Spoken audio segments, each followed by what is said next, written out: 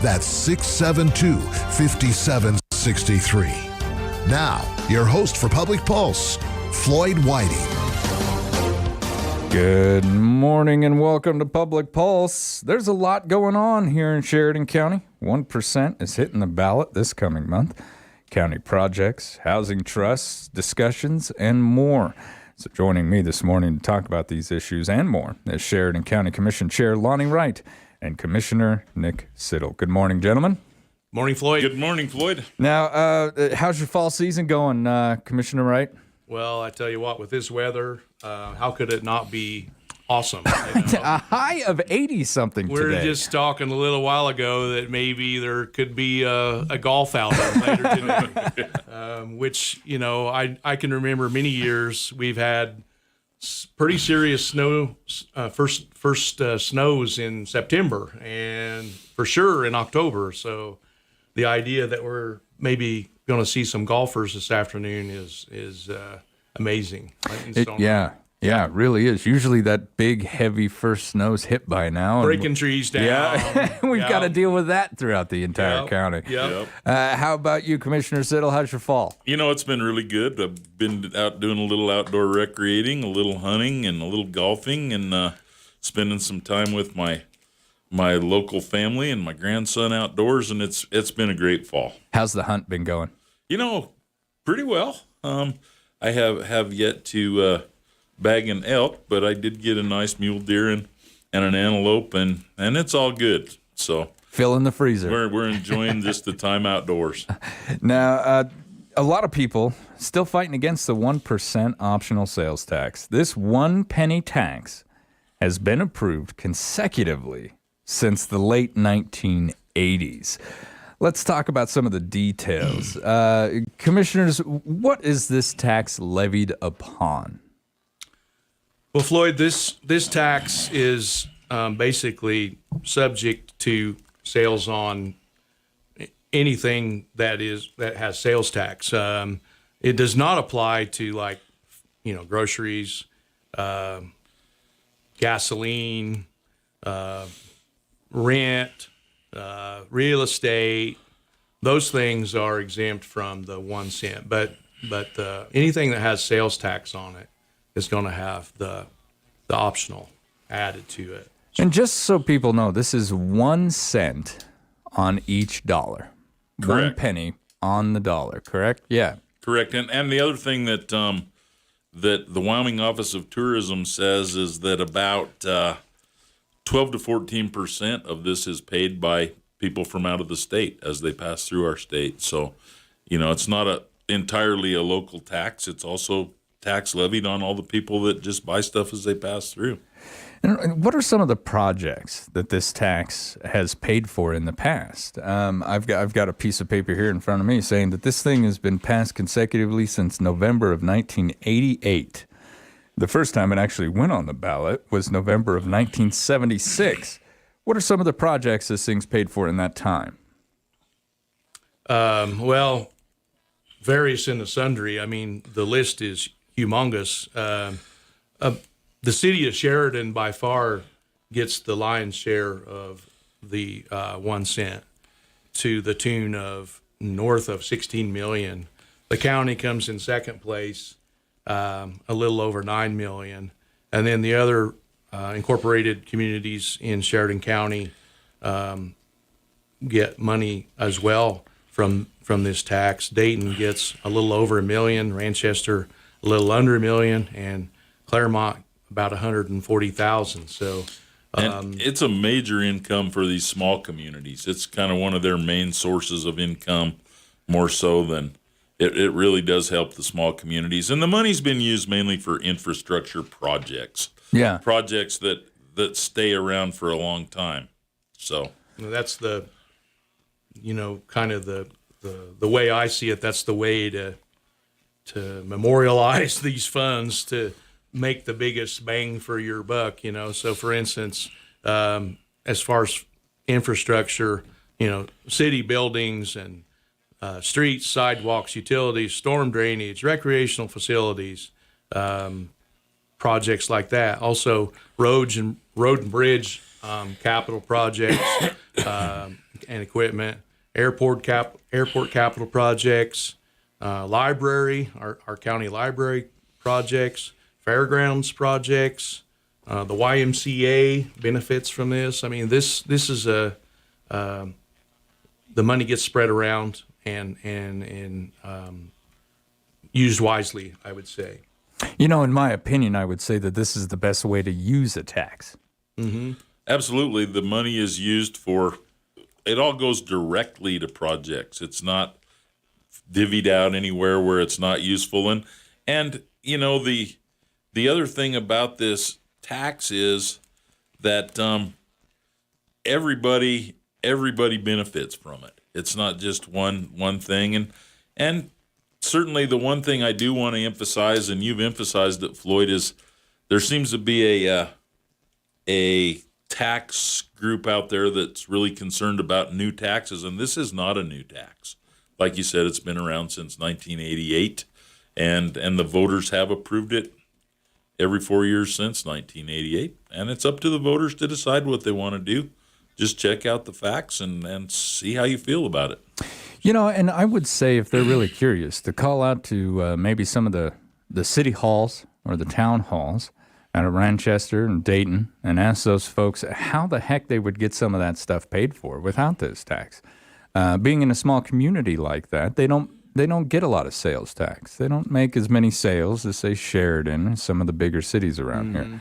It's really difficult to try and get something paid for in those small towns. That's right. And so this is just a really good way that we can all help each other out at the same time while shopping downtown.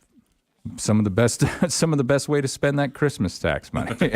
Yeah, Absolutely. You know. Now, would you say that some of these projects probably would have ended up on the back burner or not done at all had this tax not been enacted? Well, no question, the volume of what could be done by both the city and county and the municipalities would certainly be down because this money has been used directly for those projects, and so the volume of what we could do would certainly go down. And this tax hasn't increased since it came out. This is literally 1 penny on the dollar. Correct. So it's not like you guys are trying to levy more. I don't even know if you could legally. So 1 penny. I think this is just an optional 1 cent sales tax. You're contributing to the greater good of the communities without even knowing about it. Now, and we believe, wholeheartedly, whether we legally could or not, we'd like to leave it up to the voters to decide. Absolutely. So, absolutely. Yeah. Now, does the county, and I've talked to the city about this, but does the county also divvy some of this out to 501c3s? Yes. I believe do? so. Yeah. Yes. I would say that off the top of my head and looking at this list I have, some of the entities would be like the Dog and Cat Shelter, Yeah. Second Chance Cat Rescue, The the YMCA. YMCA, VOA, Northern Rockies, Habitat for Humanity. That's the short list. I'm sure there's a much longer list of entities that benefit from these funds. And I would say that those 501c3s are doing a service for the community that the government cannot provide. Absolutely. Even though I believe it's the city that technically owns the Dog and Cat Shelter, this is where a lot of the money comes from. The way I look at it, Floyd, is like the government is like these big planks on the bridge, but those 501c3s fill in the cracks in between the big wide planks and make sure people don't fall through the cracks. So I think they're so important to be around and do the work they do. So. And, one of the greatest parts of my job is actually being able to speak with the directors and the individuals involved with these 501c3s. And there isn't one of them that is not passionate about what they do and understand how vital that they are to whatever service that they're providing for the community.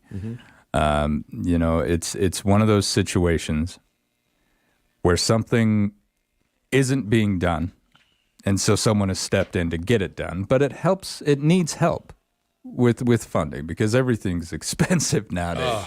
I will say that all these organizations do have fundraisers, and the people of Sheridan and the businesses in Sheridan are so generous. They really are. To help take care of them and to do that. And this is just one more avenue for that money. We know that there's a lot of generous donors out there and people that are willing to help with fundraising auctions and sales and everything else, just flat out donations to keep these things afloat. But every little bit helps. Absolutely. And it's not like a guarantee when I apply for this money either. There's a vetting, isn't there? I know the city vets a little bit.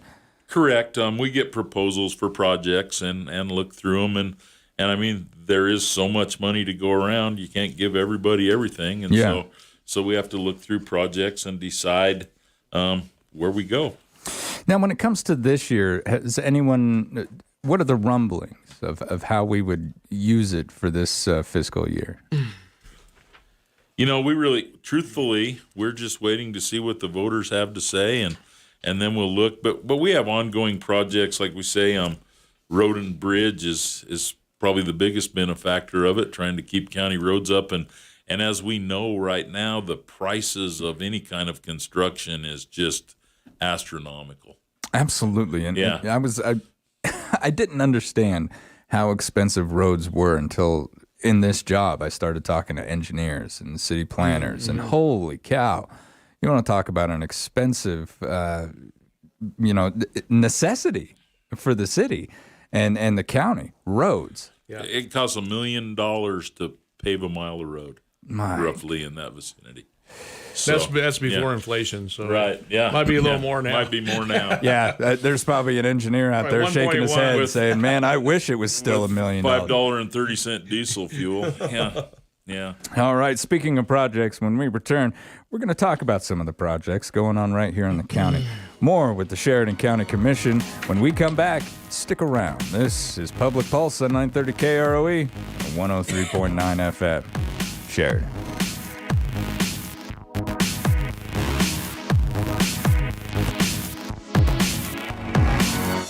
At Eliason Financial, money management isn't just about dollars and cents.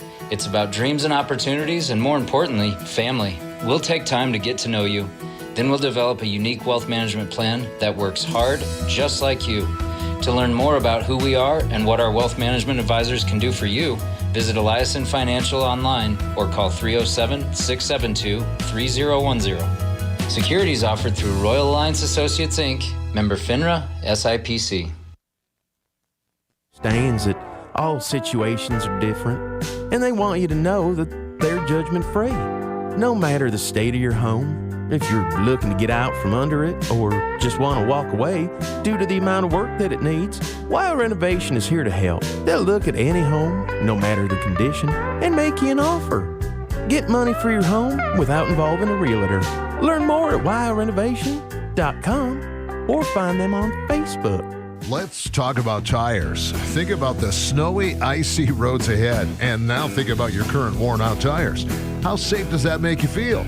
Well, lucky for you, Midas Tire and Auto has their best tire sale all year going on now. Buy 3 tires, get 1 free. That's 25% off. And the best part is if you aren't ready to put your tires on right now, Midas will hold them until you're ready. How great is that? Don't miss the big tire sale going on now at Midas Tire and Auto on East Brundage Lane in Sheridan. You know, the pioneers crossed the vast wilderness in covered wagons, yet today a lot of their offspring actually have to set alarms to remind them when to drink water. If you're needing water, all you have to do is call 307 Wildcat Well Service, a local company that specializes in locating water, drilling and pumps, even solar-powered water wells. So for water wells and all that goes with them, look for 307 Wildcat Well Service in the Country Bounty, and you too will have cool, clean water. Water. Got a chip or need a windshield repaired? Hi, I'm Cindy Wolf. We invite you to stop down at Novus Auto Glass on North Main Street in Sheridan. Jim and I were both born and raised in Sheridan and are proud to continue to run Novus Auto Glass as a locally owned business. Novus Auto Glass has certified technicians to put your windshield concerns at ease. We strive for professional quality work. Novus provides a lifetime and national warranties on all installations. Come down to 347 North Main Street or give us a call at Novus Auto Glass 307-672-0139 for an appointment. It's Thursday, and that means it's time for Hot Buys over on SheridanMedia.com. This week we have $300 gift certificates from ChemDry of Sheridan, $20 car wash vouchers to Lutterbuck Car Wash, as well as a brand new J-Moto Youth ATV from Handos starting at 65% off retail value. We have those items and more from local retailers, all starting at 50% off of retail value as well. Bidding is easy. Just head over to SheridanMedia.com, click on the Hot Buys banner, find the items you're looking for, and place your bids. Hurry though, bidding ends tonight at 8 p.m. Good morning and welcome back to Public Pulse, brought to you by our friends out there at Eliason Financial. My guests this morning are Sheridan County Commission Chair Lonnie Wright and Commissioner Nick Siddle. We've been talking about the 1% optional sales tax and just some of the projects and organizations that it helps to pay for right here in the county. Now, these projects we will discuss have not necessarily been paid for using this tax, but they are taking place or will be taking place here within the county. Commissioners, can you tell me a little bit about Monarch Bridge? What's going on there? Sure. That's a project that we're doing in cooperation with WYDOT, the Wyoming Department of Transportation. And the Monarch Bridge is a very historic bridge to the town of Monarch, and it's the only one existing in Wyoming now that currently spans that far and also has a rail side on the bridge. So actually train cars went across the bridge and transportation. And it's the only one of its kind still in the state of Wyoming. So as the bridge was obviously built, a century ago, and it's in pretty bad disrepair and it needs replaced, the Historic Preservation Committee worked with WYDOT. We all worked together, and thankfully the Padlock Ranch right in close vicinity has given us a spot where we can actually pull that bridge out and put it on display on dry land, and we're going to put in a little parking area where people can go out and see the historic bridge, and then we will, with WYDOT's cooperation, obviously, we'll be putting a new bridge across the river in the same location. Wow, so we're going to keep the bridge as an attraction. Absolutely.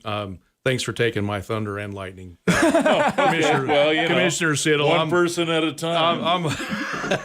I'm on the Historic Preservation Commission, and so I know a little bit about this, but yeah, that's correct. We've got an agreement with Padlock Ranch. Thanks to those folks for being so welcoming and easy to work with, and also with WYDOT and the county. And that bridge is going to be removed, like Commissioner Siddle said, and redisplayed on some land not too far away with some signage and a place to park, and trying to preserve the history. This is the way it was back in the day, and actually the structure of the bridge is really cool. It's the old style, the way all bridges were made back in that era. Big rivets and big cross members or cross sections of who knows what kind of iron it was. Kind of a lattice type structure. Yeah, exactly. Anything they could throw in the forge. That's right. Sure. Yeah. Anyway, so yeah, that's going on. I don't know the timeline for that, but that is coming. Maybe not like a freight train, but coming. Yeah. So nothing is actually started on this bridge as of yet, though. We've got the plans. The planning and everything, and the funding has been approved through WYDOT on their bridge project, and I think it will be done in 2023. Okay, fantastic. Yeah. They're focusing on. I'm pretty sure it's a 2023 project. A few other bridges here within the county are taking their attention right now. Right, yeah. And now, Brook Street, how's it coming along? Well, go ahead, Lonnie. Well, I think they did some geotech stuff. They did some drilling to see what kind of compaction and what kind of soils are underneath the paving and on that hillside. Really, none of the real nuts and bolts of the work are going to take place till next spring, I think. So, but it's also, it's like everything's going to come to fruition on the same. Probably just, as soon as the snow melts next spring, it's going to be really busy around the courthouse area and the campus of the courthouse. So that's one of the projects that's going to be happening there. And that's also a project we're doing with WYDOT. We're receiving the funding through WYDOT, and and hopefully get a grant or two and make it come to fruition. It's going to be a really nice project. That'll be a nice little area to go up, have your lunch, maybe hang out a little bit. The plans for that, I can't remember if I've actually laid eyes on those yet or not. What do they look like? It's kind of because it has to be ADA compliant. It's kind of a switchback trail that goes up the hill, and very close to where the second floor door is, existing door right now. There's going to be a big, almost like I think it looks almost like a stage. I could see a band, a gazebo. I could type see a thing. band performing there on a Friday night in the summertime. Yeah. I mean, I don't know Yeah. if that's exactly what will happen, but there's a place for picnic tables. There's a place for tables and chairs, and kind of a raised area, and it's a big circular area. And that's where to get into that door, that existing door that's right near there. Further up the hill, there's going to be parking, but a lot of excuse me, a lot of low maintenance greenery, and maybe a couple statues. And yeah. So A great place for maybe the Art Council to throw something up over there. absolutely, And it's been a project that's really been looked at by the community, and that the drawings are available on our website. If you go to our website and take a look, and we're going to put up some signage down there at the bottom of the hill in the near future too, so people can see a little I think more there's a about sign there now. what's coming. Maybe it is I there think now. there's a sign. Oh, that's fantastic. So all you got to do is just run out there to Brook Street, take a look. Sure. And you can see the area where all this progress Yep. is going to happen. And what a fantastic idea, that's a really steep street right there. Yes, it is. That you weren't able to use in the winter anyway, right? Right. That's correct. It was just too dang dangerous. And so this is a fantastic use of that space right there by the courthouse. It's going to improve everything aesthetically around that area. Plus, we're still going to have parking there. And you're going to have a place where you can go and eat your lunch. And as the commissioner said, maybe even have a band.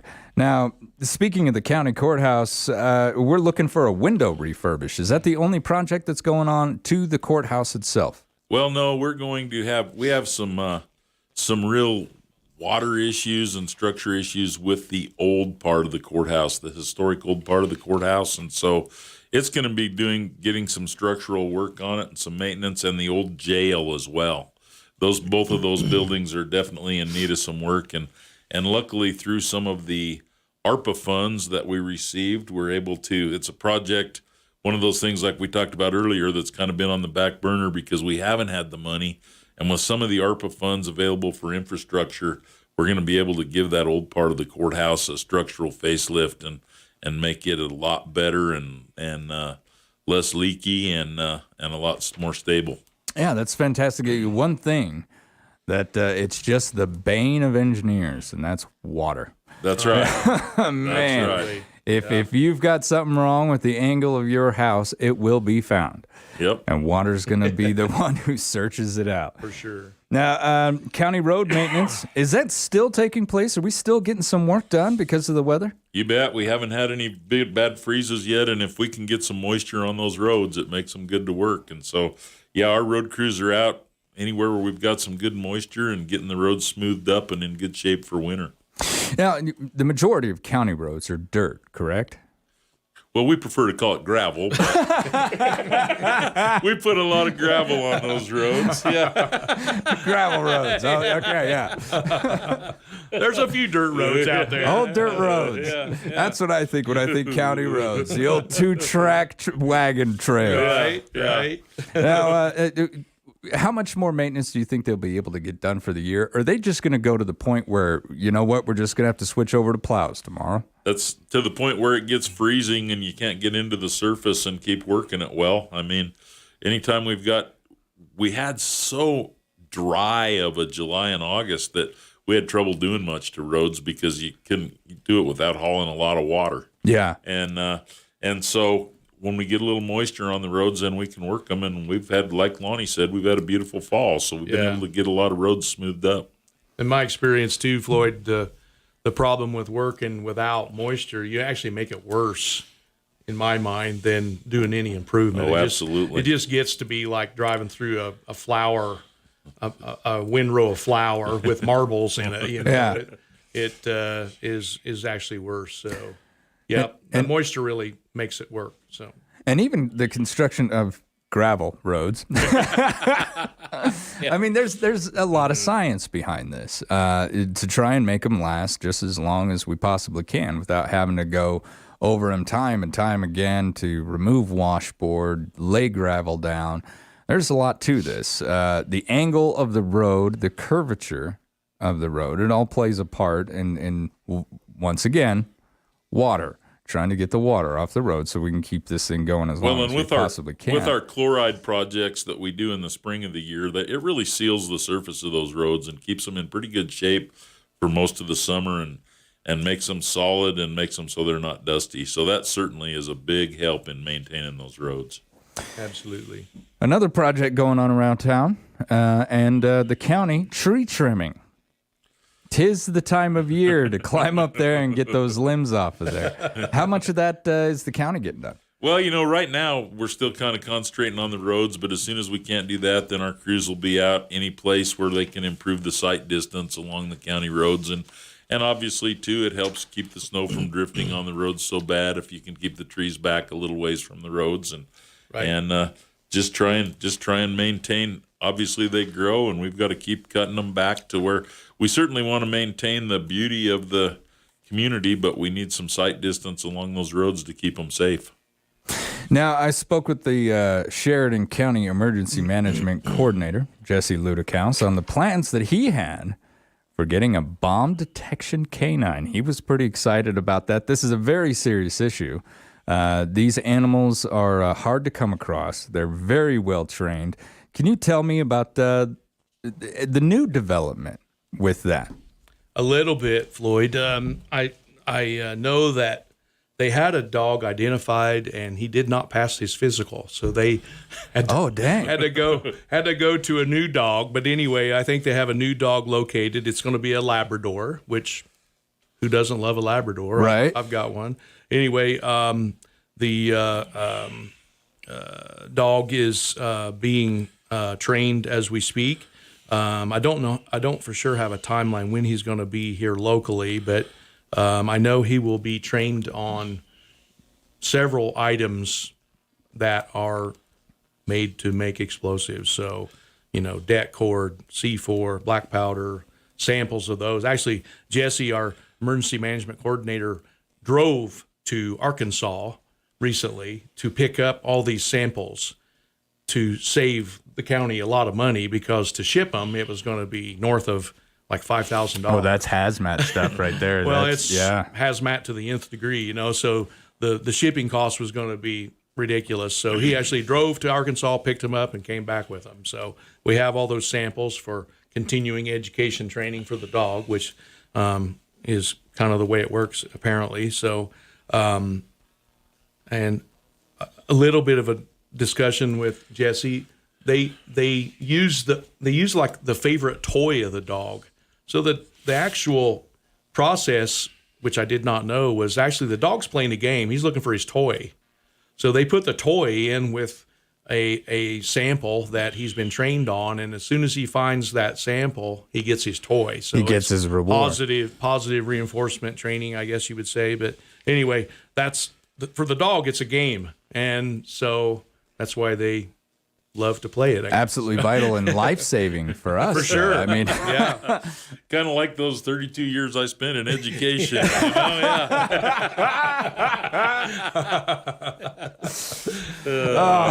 Yeah, and on that, we're going to take a quick commercial break. When we come back, we'll continue with the Sheridan County Commission. Stay with us.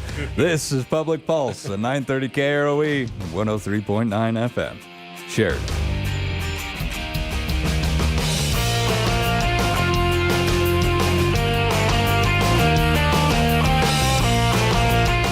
At Eliason Financial, money management isn't just about dollars and cents.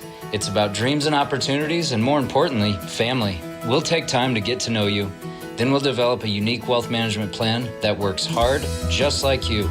To learn more about who we are and what our wealth management advisors can do for you, visit Eliason Financial online or call 307-672-3010. Securities offered through Royal Alliance Associates, Inc., member FINRA, SIPC.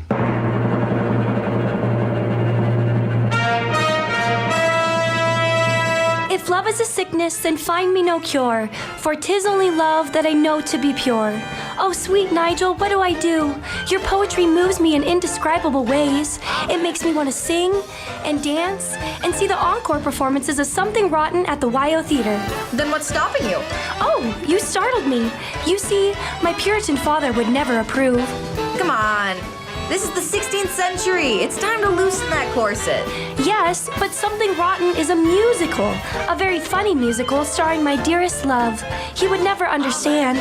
Well, you're going to miss one of the best shows of the year if you keep with that attitude. And it's only playing October 20th through the 23rd. You're right. To thine own self be true. I'll get my tickets at yotheater.com for an encore performance of Something Rotten. Huzzah! Welcome to the Renaissance and the YO Theater. What is your business worth? Have you considered buying or selling a business? Our certified valuation professionals at Harker Mellinger can help you determine the proper values in gifting, estate planning, and the purchase or sale of your business. This is Alicia Cox. Harker Mellinger has been providing professional valuation services for Sheridan area businesses since 1995. Schedule an appointment today to discuss how a business valuation can work for you. Harker Mellinger, 672-0785. The weather is so unpredictable this time of year. Is your vehicle or tires ready? Chris Hayden with Hammer Chevrolet. Bob, with our tire price match guarantee, you don't have to wait for a tire sale. We carry all the brand name tires at the guaranteed lowest price. If your vehicle's in need of any mechanical repairs, we have the latest in diagnostic and repair equipment. We offer an oil change, tire rotation, and 27-point inspection. Hammers is your full-service dealership, and we value your business. Schedule online at hammerchevy.com or call us. Sheridan Orthopedic Associates continues its over 50-year tradition of surgical excellence in Northeast Wyoming and Southern Montana with the addition of Dr. Jory Wasserberger, a Wyoming native, and fellowship trained at the Mayo Clinic in Orthopedic Sports Medicine. Dr. Wasserberger joins a team of highly rated surgeons providing spine, sports, hand, hip, knee, and shoulder surgery, joint replacement, and more, including emergency care 24/7, 365 days a year. Visit us at SheridanOrtho.com to learn more.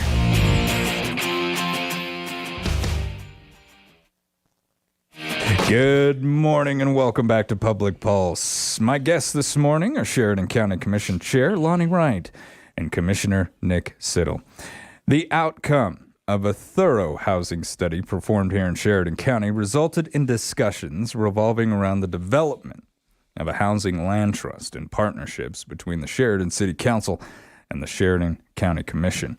Now, commissioners, how exactly did this idea come about?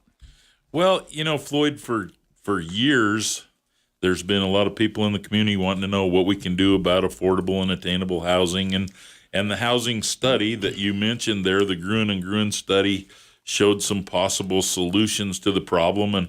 And one of those was a housing land trust. So in conjunction with the city and county, a committee was actually formed to look into the possibility of doing this. And that committee started meeting this year about in February, and there were Commissioner Haswell and I were on that committee. From the city, Councilors Linden and Day and Mayor Bridger were on it.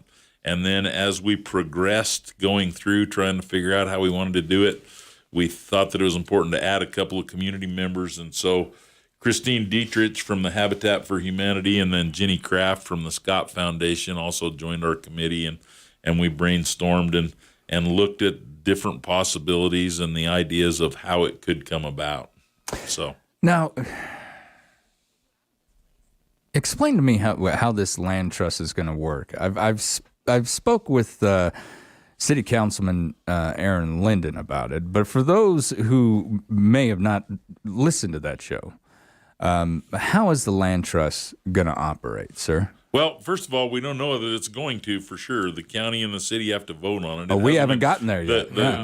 Last night we had an informational meeting where we had a land trust presentation from Stu McCrae, the city administrator. We had a study overview from the community development director, who is Wade Sanner, and then Christine Dietrich from Habitat for Humanity kind of presented it, and then the city attorney Brendan Kearns at the potential agreements that we're doing. So if it comes to fruition, the city and the county would each put in $1.5 million out of the ARPA funds that is available out there for this very purpose. And then the way that it's looking is there would be a separate committee put together that would help oversee this, but the administration of it would be done through Habitat for Humanity. But there'd be a committee put together that would be 2 appointees from the county, 2 from the city, and 3 from Habitat, then that would kind of oversee the direction these funds go. And the purpose of the land trust is to purchase land and then allow building on the land, but the people will own their homes but not own the land. So they'll save that money. Okay, and then how will that work if down the line I wanted to sell the house? Then there's an agreement, of course, that you sign when you do it. And so as you sell the house down the line, then the land would still be owned by the land trust, and the house itself would trade hands. Okay. So and the price of the house is limited. I mean, it can't be market price. I don't know if you follow what I'm saying, but market price is like skyrocketing going right crazy. now. Right. So the price of the sale price of the house would have to be under a little bit more of a control to make it reasonable for a new person to. Yeah, it's a young couple coming in trying to start out. The buyers would have to meet the qualifications Absolutely. the same as what the original people did. Yep. So, yeah. So a rich person wouldn't be able to just walk in there and say, you know what? Correct. I can live in this little. Now, when it comes to the land itself, will I be paying some sort of lease on that land, or will there be any charge for the land at all? You'll just sign an agreement on that you understand that you don't own the property, and I don't believe there's. I mean, all the fine details haven't been worked out yet. That's what this committee will do if the city and the county agree to go ahead with it. And is that something that's going to be put to the voters, or is that something that's going to be put to the council and the commission? The council and the commission. The council and the commission. All right. Yep. And when about will that happen? Well, at the meeting last night, it said that it's on the city council agenda for the 7th of November.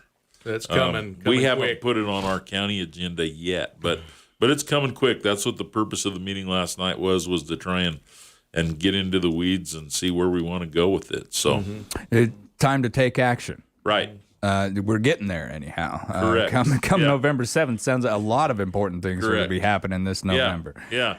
Now, switching subjects on you real quick, current airport manager John Stopka will be retiring at the end of this year. The commissioners have begun the search for his replacement. How's that going, gentlemen?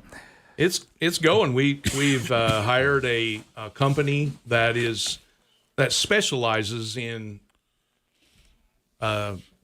people who would know all about the FAA and know about airport operations, and so it's a specialized, I guess, headhunter, for the lack of a better term, to go out and search and put the feelers out to let folks in that industry know that there's an opening coming up in Sheridan County. And I don't know how many applicants there have been, but I know they will narrow it down and pare it down to the top, the cream of the crop, I guess you could say, and present them to us to interview and decide. That's interesting. So these individuals will not only put the alert out there and then receive the applications or the resumes, however they choose to do this, but they'll also vet it for you. To a certain extent, yep. That's interesting. Yep. And it seems like, that would be absolutely necessary. This isn't a job that just anybody can apply for. Like, we have a lot of expertise on our county commission to hire an airport manager. I mean, we don't have that expertise. Right. So this company we're working with specializes in it, and they do it for people all over the country. And the FAA, right? That's the organization that oversees that stuff. That I could only imagine. They've got books after books after books of regulations that they have to follow. This is almost like trying to find a good lawyer. Absolutely. They speak their own language. Don't get me started on lawyers. Now, speaking of new management, there is a new fairgrounds director, correct? Or are we looking for one? No, correct. We actually we did some interviews, and we did hire a new fairgrounds director. I believe she's going to start on Monday, and it was a process through the county commissioners and the fair board, and working together. We got to say, Jamie Ringley's been there for 10 years, and he is phenomenal at the fairgrounds, and he had a different opportunity, and so he moved on, and we had quite a few applicants, and then we did some interviews, and so the lady who's going to take over as the fair director her name is Kimber Solberg, and she is formerly, just brief resume on her, she's formerly the national executive director of the Little Britches Rodeo Association. Oh, wow. Nationwide, and she's headquartered out of Colorado, and she has a lot of background on facilities and also a lot of background on fundraising and those kind of things to try and move our facility forward. And then Gianna Clemens, who has been the administrative assistant at the fairgrounds for years, she has a lot of knowledge and everything too. So we kind of moved her up to be the grounds manager. So she will kind of manage the grounds crew, and then Kimber will oversee the whole process. And I think it's going to make for a really good situation at our fairgrounds. And duties and jobs out there at the fairgrounds, that's a year-round thing nowadays, isn't it? Oh, absolutely. That fairgrounds is busy 52 weeks of the year with different things going on out there. People call out there and kind of use it as a meeting location for various organizations and gatherings throughout the year. People traveling through with horses or livestock stop there and spend the night, get their horses unloaded, let them stretch their legs and such all the time. So my father actually has a very specific route from Wyoming to Texas that he takes every year for that very reason. Mm-hmm. He knows the fairgrounds and the hotels that have spots where he can unload all of his horses. Usually anywhere from 3 to 4 a year go with him. So pretty important when you've got those guys in the back of that trailer for 8 hours. Whew. All right, now. Here's a piece of good news. The county's lifted the fire ban, correct? Yes, sir. All right. Now, because of that, what can residents do now that they couldn't do under the ban? Well, I guess the biggest thing I think of is if you had, a brush pile that needed to be lit off, that could be done now. If you had welding that needed to be done out away from, a gravel road or away from a concrete floor out in the field somewhere, that could be done now, whereas before it could still be done, but it was a lot more trouble. You needed to have a big radius cleared off and to be safe and such. But yeah, about a week or 10 days ago, we lifted the fire ban. I guess I want to say there's still a lot of dry grass out there, and with today's temperature of maybe 80 degrees, we're still in fire season. So I was just going to say that the fire that just about burned Dayton down was in November when it happened. So yeah, wow. we could very well have a catastrophic fire still. I guess if you want to light off a brush pile, check the weather. Maybe have a water source nearby. If you want the wind to blow, light that fire, because that's what'll happen. Yeah, the wind will start blowing. As soon as it starts also, up. If you're planning to do a burn, please call dispatch before you do, so when the neighbors see smoke and they call in, they know what's going on. Absolutely. So, yeah. Please call into dispatch before you actually light off a sizable fire. I guess I would say if you've waited this long to burn a brush pile, why not wait till the snow's on the ground? Yeah. Which could be this weekend, honestly. You never know. So now, isn't it usually spring that a lot of the ditches get burned off, or is that okay? So we're not looking for large burns. No, hopefully not. Hopefully not. We've managed to come through this fire season pretty dang good. And I'm not trying to jinx us. Knock on some wood here. It's I got been it right amazing. here. It's been amazing considering the fuel that's out there and how dry it's been. Yeah. How well we've gotten by. People have been very careful, I would have to say. But as Commission Chair Wright said, we've got to be careful because there is still a lot of fuel out there. Yes, sir. And it would only take one spark, folks. So let's just be mindful if we're going to go out and do a little bit of maintenance, maybe a little groundskeeping around the farm or the ranch. Yep. Now, let's talk about a couple county board positions. What's open? Well, we have, of course, terms on all of the boards that we appoint, and so we do have some openings. Most of them will be opening the 1st of January, so we want to get those people appointed. So we do have our Predator Management District has 2 applications open. They're both for sportsman positions, and that's an individual that resides in the district who are sportsmen, and they are not livestock owners, but they're sportsmen that are out there that are interested in hunting and fishing. And in order to be eligible, you have to have either a hunting or fishing license. And so we have 2 positions there. One is an unexpired term that runs from January 1st to December 31st of 2003, and the other one is from 2023 to 2026. So 2 spots on the Predator Management Board. We'll have 4 open positions on the Fair Board, and certainly some of those people might reapply. We don't know, but there will be 4 positions on the Fair Board, and those run from 2023 to 2026. We do have nominations for the Weed and Pest Control District for areas 3, 6, and 7. And then we also have an application for 1 unexpired term on the Sheridan County Travel and Tourism Board.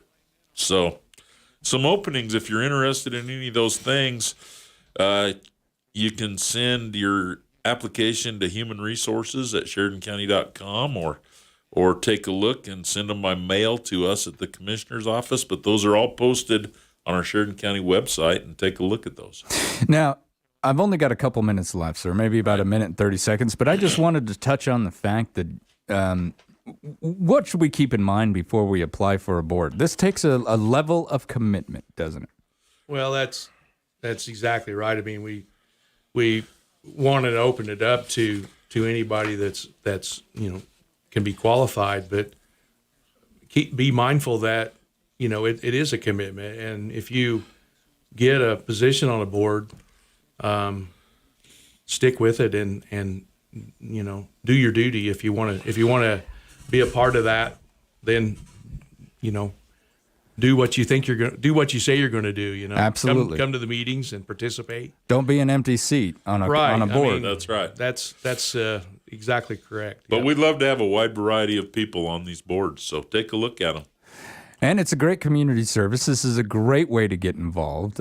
Jump on a board. You probably learn a heck of a lot about something. You bet. And that Predator board, that's one thing that I grew up in this state, and it never once crossed my mind that there was a board of individuals who sat around and basically tried to figure out how are we going to keep foxes out of the hen house? Yeah, that's right. How are we going to keep skunks out from underneath your porch? That's what a Predator board does, and it's absolutely vital, especially in rural communities like ours. Yeah. And so it's great having those guys out there, because I think you guys actually are one of the only organizations that is allowed to employ full-time trappers, correct? Correct. Yeah. And that's what these individuals do. They literally trap these small predators and sell off that fur. Yep, that's right. And it's a good way to keep them out from underneath your porch. But yeah, that never once takes crossed a my mind. special person to want to be a skunk trapper. I'm telling you. Absolutely. Commissioners, thank you for coming in and speaking with us today. I greatly appreciate your time. Thank you, Thanks, sir. Floyd. All right, you've been listening to Public Pulse on 930 KROE and 103.9 FM. Sheridan.